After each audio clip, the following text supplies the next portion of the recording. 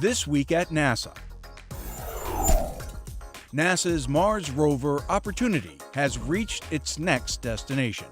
3 years after climbing out of Victoria Crater, Opportunity has reached the rim of Endeavour Crater at a spot informally named Spirit Point after the rover's decommissioned twin. At 14 miles in diameter, Endeavour is an inviting work site for Opportunity. Orbital observations indicate that the ridges along its western rim expose rock outcrops older than any Opportunity has seen so far. You see in its rim evidence of clay minerals, and clay minerals are a class of minerals that form in neutral pH water. So this is very exciting from the possibility of Mars at one time being a habitable planet.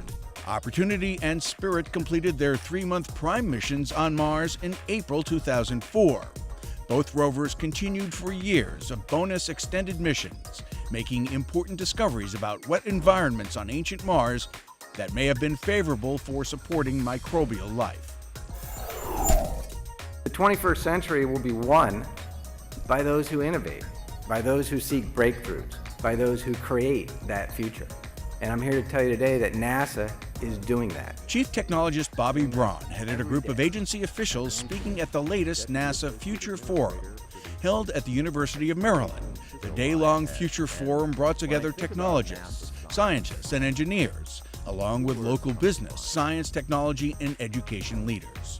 Panel discussions addressed NASA's future role in advancing American innovation, technology, science, engineering, education, and economic growth. We are very optimistic about the future. We're very optimistic about what can be done. We go from dreams to aspiration to pursuit to achievement.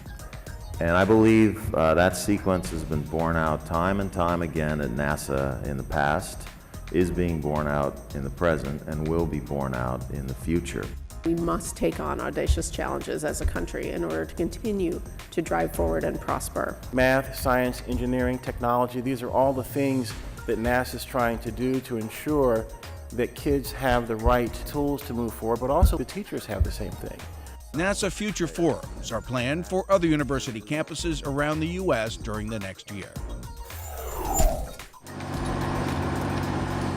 Shuttles Endeavour and Discovery have switched locations at the Kennedy Space Center. Technicians moved Discovery out of the Vehicle Assembly Building and Endeavour out of Orbiter Processing Facility 1. The two spacecraft were paused briefly to allow a nose-to-nose photo opportunity before Discovery was moved into OPF-1 and Endeavour into the VAB. Discovery is being prepped for public display at the Smithsonian National Air and Space Museum's Udvar Hazy Center in Virginia beginning next spring, while Endeavour is readied for its scheduled unveiling at the California Science Center in Los Angeles next summer. And now, centerpieces.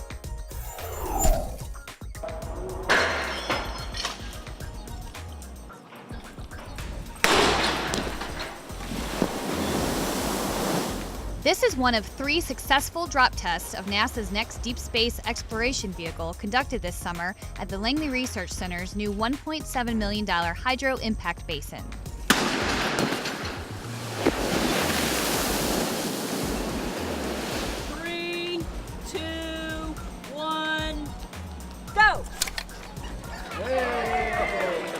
NASA Langley held an official ribbon-cutting ceremony for the new facility that expands the center's capabilities to test and certify future spacecraft for water landings. The lander facility and the vast experience of its Langley staff provide a perfect combination to study the Orion multi-purpose crew vehicle's options for returning to Earth. The excellent work and the contributions from the Langley team will continue now with the delivery of this unique new capability. At 115 feet long, 90 feet wide, and 20 feet deep, the Hydro Impact Basin holds 1 million gallons of water, allowing Langley engineers to check out the water landing properties of future spacecraft. The new Hydro Impact Basin is located at the historic gantry where Neil Armstrong first trained to walk on the moon. Johnson Space Center's Office of Education hosted 40 high school girls as part of the Women in STEM High School Aerospace Scholars Program, or WISH. During the week, the young women worked together to get a real-world look at what it takes to be a scientist or engineer. WISH meets NASA's educational goals by providing students opportunity to participate in authentic hands-on activities using NASA's missions. The young women worked in teams to plan a human mission to Mars. They designed how to send astronauts to the red planet, sustain life to work and research there, and return back to Earth. I'm learning so much about the different scientific fields, getting some advice for the college process, and meeting some women in science who are really inspiring and kind of learning what they did to get to where they are today. When you think of science and research, you think it's very focused and it's very detail-oriented, but in reality, it's a lot of teamwork and it's a lot of collaboration. The girls are awesome, they're great, they're the best of the best across our country, and we're just really glad to have them here and be able to provide this opportunity for them. Welcome to Cleveland. 375 5th through 12th graders were part of a minority student education forum held at the Glenn Research Center in Cleveland. There's great things in your future, and you can do it just like all the people that you're going to meet. Created as part of NASA's Summer of Innovation initiative, the forum is designed to motivate minority students to pursue academic study in science, technology, engineering, and math, or STEM courses, and encourage them to become scientists and engineers. The event featured inspirational talks by NASA senior managers, astronauts, and Glenn personnel. Set your sights high, get a good education, learn that science and math can be fun. It's all about you. You guys are the future. You're going to be the future astronauts, scientists, leaders. And that's why we have these programs, because it's all about you. Students also participated in peer-to-peer ambassador roundtable and Trailblazers panel discussions and educational activities. I was looking at these 5 system tests.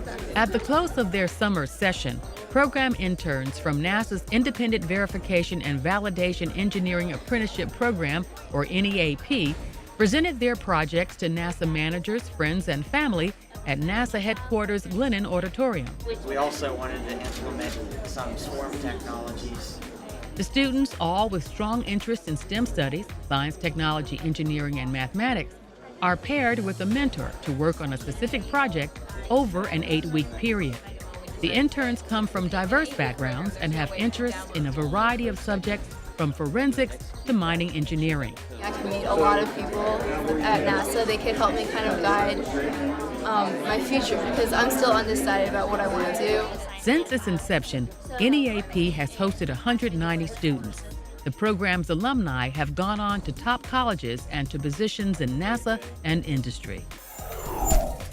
The whole exhibit together really tells the NASA story in an interesting way through the perspective of artists. So it's very wonderful to sort of see them all together, and it's rare that we have them all together like this. The Smithsonian's National Air and Space Museum in Washington is hosting NASA Art, 50 Years of Exploration. More than 70 works ranging from the illustrative to the abstract present a different view of NASA than the one in history books or news accounts. With art, you really see a different perspective, and it's sort of processed through the artist's imaginations in a very interesting way. Featured in this exhibition are works by artists as diverse as Annie Leibovitz, Andy Warhol, and William Wegman. I came over to NASA to make movies. And Jim Dean became NASA's first curator in 1962, when then Administrator James Webb initially invited artists to illustrate and interpret the agency's missions and projects. When we looked at the photographs back then, there was something missing. You know, all the facts were there, but the excitement that you felt when you watched what was happening and you knew what we were trying to do. I think that's where the artist comes in, where the artist can really fill that gap. One of those invited was Norman Rockwell. A stickler for detail, Rockwell realized upon returning from his trip to Cape Canaveral that he needed a real spacesuit to satisfactorily paint astronaut John Young's. And would Dean please get one sent to his rural Massachusetts studio? So I called Houston. As I recall, the phone was slammed down in my ear after somebody said, "There's stuff in that suit that's classified. You can't have that." But Dean persisted, and soon, by day, the suit was being painted by Rockwell in his studio. And by night, it was being watched in a Stockbridge motel room by the NASA technicians sent along to guard it. Rocco was so pleased at getting the real thing to work with, he put the technician in the painting. That would be Joe Schmidt there on the left. If you could be down at the Cape for a launch and see this array of cameras set up, it's like an artillery range with these long lenses, and then to see sitting on the ground an artist with a watercolor pad and his brushes and paint and doing this, it was like somebody left over from another world that had been brought in to do this. NASA Art, 50 Years of Exploration, runs through October 9th at the Smithsonian's National Air and Space Museum in Washington. And that's This Week at NASA. For more on these and other stories, log on to www.nasa.gov.